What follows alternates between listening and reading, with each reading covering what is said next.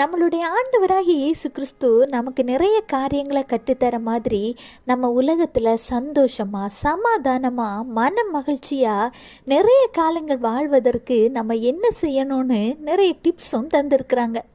அதில் ரொம்ப முக்கியமானது என்னன்னு பார்ப்போமா? Exodus chapter 20 verse 12, honor your father and your mother so that you may live long in the land the Lord your God is giving you. யாத்திராகமம் 20:12, உன் தேவனாகிய கர்த்தர் உனக்கு கொடுக்கிற தேசத்திலே உன் நாட்கள் நீடித்திருப்பதற்கு உன் தகப்பனையும் உன் தாயையும் கனம் பண்ணுவாயாக.